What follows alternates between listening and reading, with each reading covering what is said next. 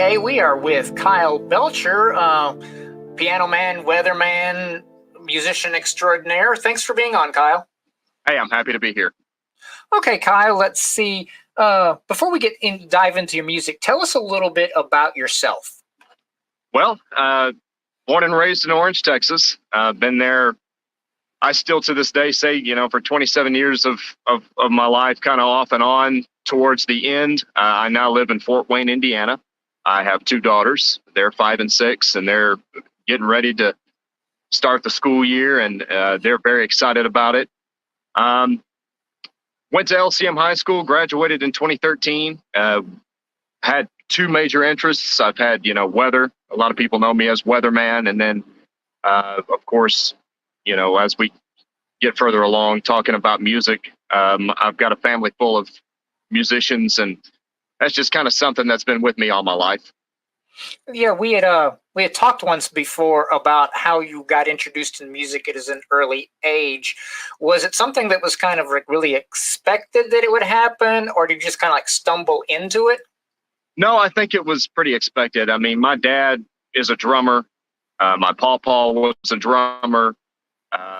They had a whole catalog of music. It was mainly jazz. They liked to play the drums. So, naturally, being a drummer, you're going to want to play the fast stuff. So a lot of jazz, a lot of classic music from the 60s and the 70s. That's what I grew up with, and the 80s, of course. And I think it was more expected that I would be a drummer. I was a percussionist in the LCM band, and I think what ended up happening is I gravitated towards the piano.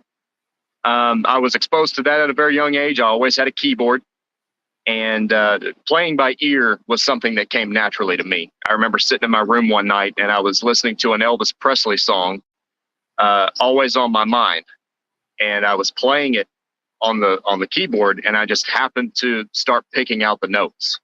So that's when I learned I could play by ear. I was about 9 years old when I discovered that. And it is a bit of a leap from being someone who either plays by ear or is able to read sheet music, but it's a bit of a leap from being able to play to creating your own music. And you've built up a pretty good catalog of your own music. Tell us about, for instance, when you discovered this love of writing your own stuff. Well, let's see. At the time I discovered I could write music, I was real heavy into an artist named Pete Townsend, guitarist of The Who. And I remember just listening to him and listening to his solo stuff and how he writes music. I always do my research. I do a lot of research, watch a lot of interviews, and I study. And one night I was playing the keyboard, and I came up with this melody. And I just for the hell of it, I said, I'll record this, and just so I could remember it. So I played the melody and recorded it. And then I added a secondary part to it, and then a bass. And then I added what's called a pad. And once I played back what I had, I went, wait a second, did I just create this song? What am I going to call it? I cannot believe I've written this. And I remember playing it over and over and over again. I couldn't even sleep. Just the adrenaline rush of knowing I had created something. And the first thing that came to my mind was, what's the next thing I can do? So it started from there. I was 16 years old. It was in the middle of the night. The song I wrote was eventually named Starry Nights. And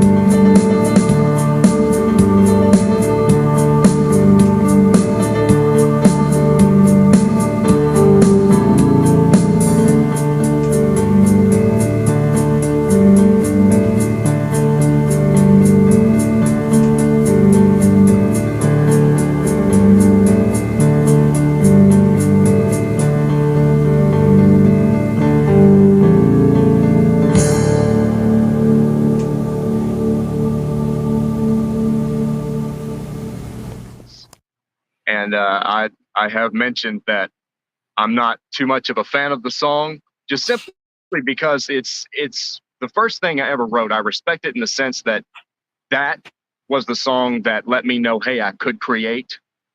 But looking at what I do now and looking back on it, it's just very repetitive. You know, it's just the more you progress in music, you tend to throw some of that earlier stuff out, and that's what's happened with me. And I've talked to a couple other artists, some country music writers who have like gone from like basically playing cover music of other guys to writing their own music. And we all come back to this one central theme is, of course, being a songwriter, you pretty much love all of your songs equally. They're your children after all. Like Billy Joel said, they're all his Yeah. children. But I've noticed that every one of them has like, I have a favorite child. Does Kyle have a favorite child? I have one for every album that I've written, and there's 4 albums. The 4th album has not yet been released. I have all the songs recorded. It's ready. I just haven't put it out yet. The album's called True Connection, so I will reveal that name. My first album, Reinvention, that's the name of the album and the name of the song that I am most proud of on that particular album. My second album, Fireside Chat, the first song I wrote for that album was a song called Afterglow, and that's on SoundCloud. Afterglow was the first jazz song I had ever written, and I was thrilled. I couldn't believe I'd written jazz. So I've always wanted to.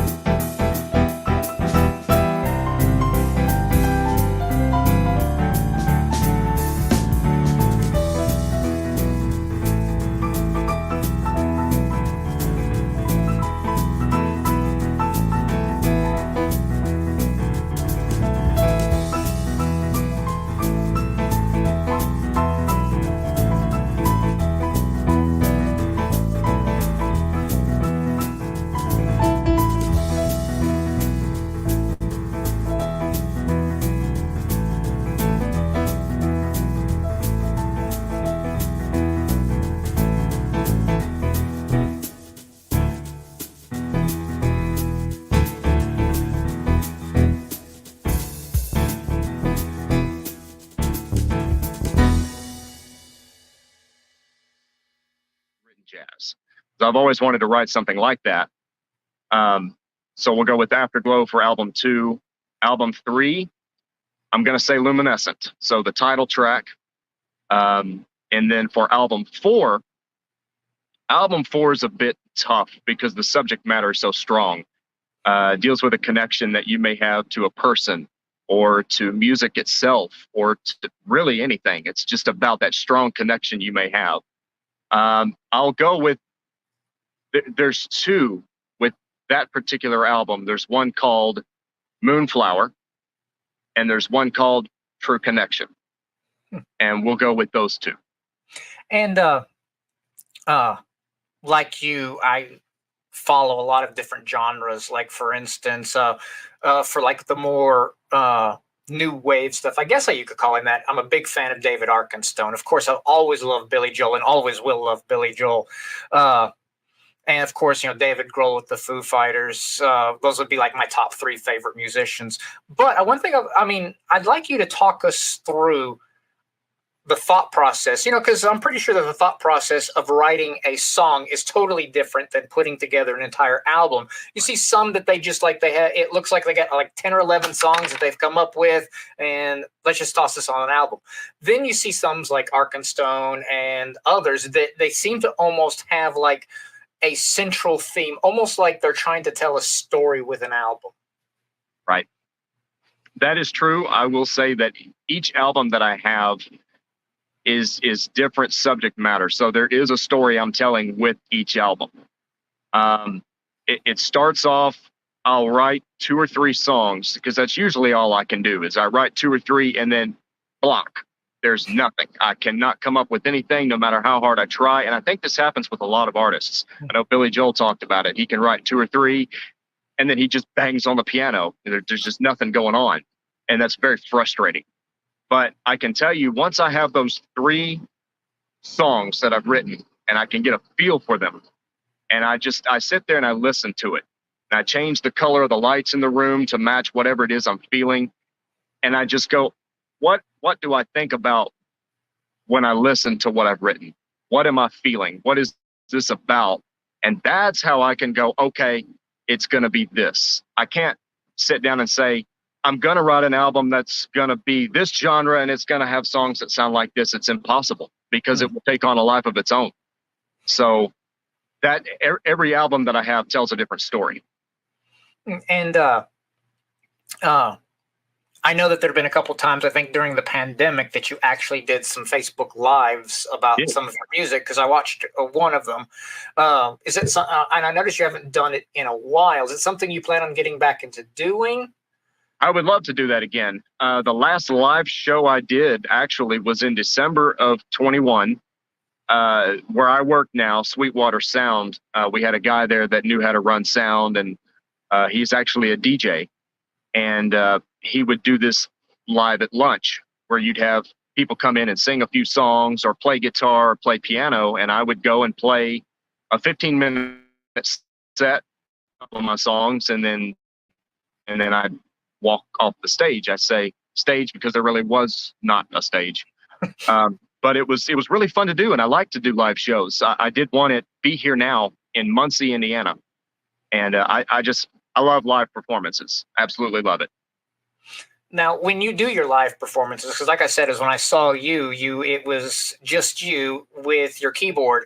Now, since you record all of your own tracks, when you do your live stuff, have you ever done it to where, for instance, you had a drummer with you, you had a guitarist with you, you had like people playing the other parts, or have you mostly been just like a solo performer? Just been a one-man band. I would love to do it where I do have a bass guitarist, and then I would need another keyboardist to play my secondary piano parts. A lot of my songs have the main melody, and then you have this other piano thing going on in the background. That's just part of my style. I would need another keyboardist for that. I would love to have a drummer. And what I do is the keyboard that I have is really advanced. I can go in and silence any part that I want. So when I'm ready to play a song, I simply silence the main melody and I play it live right there. Or I take out another part, or I try to make my live performances unique. I try to make every one of them different. I don't want them to all be the same. And on the note of like writing the music, we had talked once before where you said that, like Paul McCartney, you don't know how to notate music. You don't know how to write the notes on the sheet of paper. So when you write, are you like, for instance, are you playing and just recording as you play so later on you can go back and listen to it? Are you one of those people who just has a photographic memory and remembers all of that? Because I would think about it, whether you could read the notation or do it by memory. That's a pretty impressive skill set to have. It could go either way. Really what I do is I'll sit down at the piano and I will start playing just to see what happens. It just, every time I sit down, it's always that same thought. Let's see what happens. and I'll come up with a melody that I really like or that I feel something strongly with. I really like to write things in minor keys. I always have just the feeling and the emotion with it. So I'll start to play a melody, and if I cannot think of anything immediately to go with it, then yes, I will simply record that one part and save it and come back to it later and see if I have a song. And some of them take a lot of work. Some of them come really quick. Song done in 15, 20 minutes. I still have ideas of songs that haven't been touched since 2015 that I still to this day I listen to it and go, this is a great idea, but I don't know where to take it. It's going to be one of those ones that about the year 2035, you wake up at 2 a.m. and be like, that's it. Yes. Yeah, I believe it. And there are times where I know Billy Joel talks about this. He says he dreams music. And a lot of the time I'll be almost asleep. I'll be laying down and I will hear this melody in my head and I'll immediately open my eyes and go, what was that? What did I just hear? So I'll have to get up. I'll have to run over to the keyboard, sit down and try to work out whatever it was I just heard. There's a song I wrote on the first album called Mercury. That's a prime example. I was listening to a YouTube video and I was falling asleep and I heard what I thought was this piano melody. Well, when I rewound the video, played it again, that's not what I heard. So I went, okay, I don't know what that was, but I'm going to go see if I can play it. And sure enough, I did. And it became this song called Mercury. I'm not sure.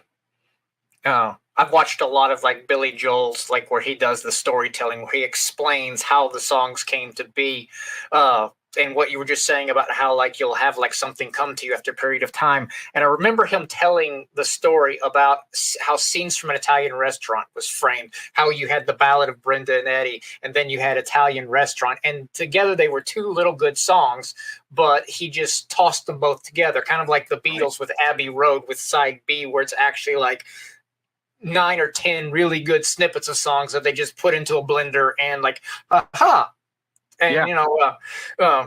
Have you done something like that? Have you ever had like a little melody here and a little transition there that started off as two different songs and just made it? I haven't, but I would love to.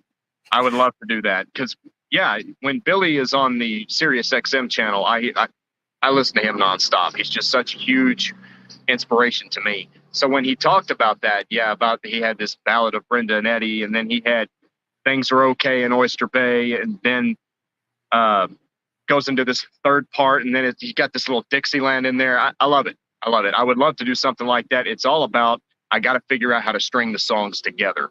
And who knows, maybe on the next album there will be something like that. I'm not sure. I am working on the fifth project now. That's the good thing about music. I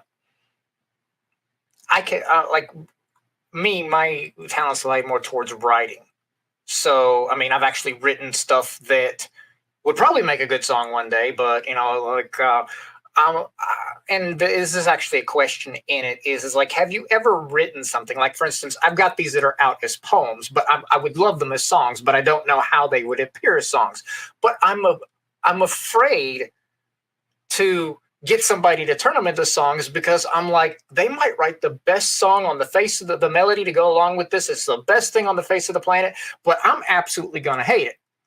Do you have things that are like, this is just too special to me to ever be released, or I just could not bear if this one that I absolutely love was released and people hated it? Yeah, there's quite a few of those. There's quite a few of them. I've always thought of all my songs as something very special to me. They came from me. I know what the meaning is behind every single one of them. And a lot of people have asked, are you ever going to write lyrics? Can you hire somebody to write lyrics? Maybe I would. Under the right circumstances, we'd have to see how it goes. But with what I write, I would rather the music speak for itself. I've written it. I had my own views with it. I had my own feeling and emotion and meaning behind it. It's all about, what do you have? What is it that you are feeling? You interpret it your own way. I've had people tell me, well, you've named the song this and it sounds nothing like that. Well, then I've done my job. That means you interpreted it a little bit different. Um, Songs being released. I wouldn't mind them being released. I would absolutely love them to be released, but being used in somebody else's song, being sampled into somebody else's song. Yeah, I understand sampling is something that is very popular. A lot of people do it. And I've always had this thing about me where I tend to like the original. I want people to know who originally came up with that idea.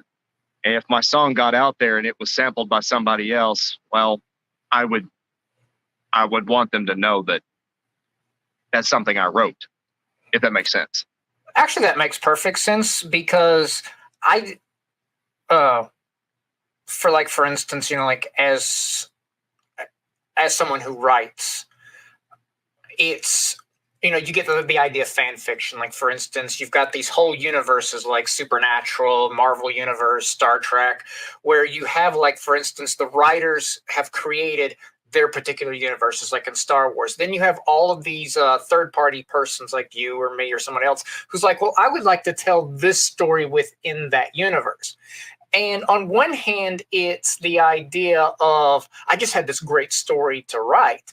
But on the other hand is that I'm, in a sort of a way, I'm taking somebody else's ideas as my own. And, like in hip hop, you see a lot of the sampling of other people's music. And not to take away from any hip hop artist, because there's some hip hop artists that I absolutely love to death. Absolutely. But these are some guys that have some serious talent. And I would think that instead of using someone else's talent to bridge their own, either bring some guys into the studio to write their own melody lines, their own like track lines and stuff like that, and not so much as use somebody else's stuff. Because the sad thing in like that industry, you have like these certain samples that appear on 15 different guys' music. And I'm like, well, when I hear this sampling, I think that. I don't think this. But now when I hear this, I'm thinking that. And I think it just takes something away from the artist as well.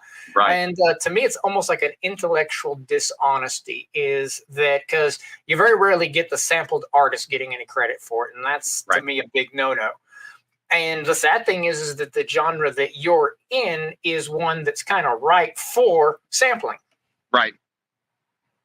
Yeah, and I've recognized that, and a lot of people have come to me, Kyle, why don't you let it happen? Why don't you just let so-and-so use it? They'll chop it up. They'll do this. They'll do that. Well, I don't want it chopped up. Mm-hmm. Now, if somebody did want to sample it, and if I allowed it, I would have to know exactly what they're going to do with it. What is your intention?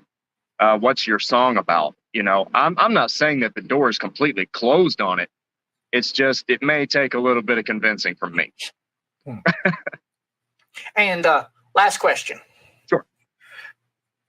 You get a phone call late in the night, and it's somebody saying, I've absolutely loved your music, and I'm performing on stage this day, and I want you to play with me. Who would you want that phone call to be from? There's a couple of people. Aside from the obvious Billy Joel, I would say Bruce Hornsby. Bruce Hornsby's another one that I'm really inspired by. I'll go ahead and say this. I've talked a lot about Billy Joel. I've talked a lot about Bruce Hornsby, but there are other artists that directly inspired the type of music that I write. And I'll name a few of those because there's a few I'd love to play with. Dave Koz, that's one. Matt Marshak, Carl Madison. There's another one that I like that plays saxophone, Mindy Aber. Those are a few. Ryan Farish is another. You've heard Ryan Farish on the Weather Channel when they do the local on the 8s. You hear a lot of his music. And again, it goes back to the research. I did a lot of research into finding out who these people are, and they inspired me to write what I write today. So I would say any number of those, Bruce Hornsby, Ryan Farish, I would love to play with those guys.